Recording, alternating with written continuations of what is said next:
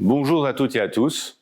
Dans le cadre du plan France Relance, le pôle idée d'Agir, la droite constructive, a travaillé sur 8 thématiques, dont la politique industrielle et l'emploi, pour avancer des propositions concrètes pour le redressement de notre pays. La crise sanitaire a mis en exergue l'importance du secteur industriel et il est vital aujourd'hui de mener une politique ambitieuse dans ce domaine.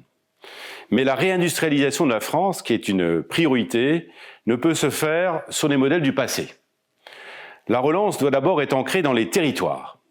Elle doit ensuite permettre des investissements massifs pour la numérisation des entreprises, la formation professionnelle et des industries soucieuses de la protection de l'environnement.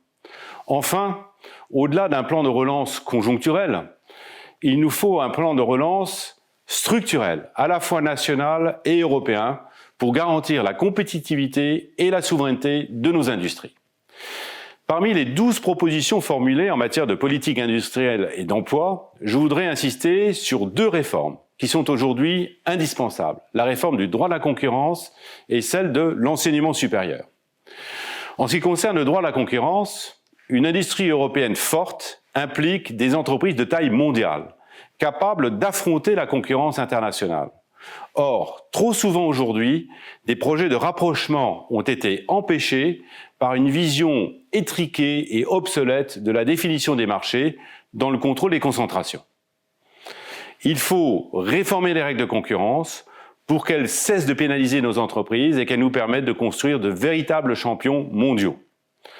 En ce qui concerne l'enseignement supérieur, l'avance américaine dans le domaine des nouvelles technologies s'explique avant tout par l'action des universités et par les liens que les universités entretiennent avec les entreprises. Il faut s'inspirer de ce modèle vertueux.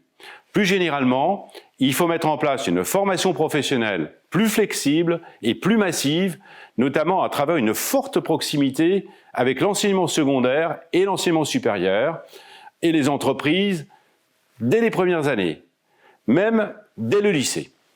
Pour retrouver toutes ces propositions, je vous donne rendez-vous sur agir-ladroiteconstructive.fr. À bientôt.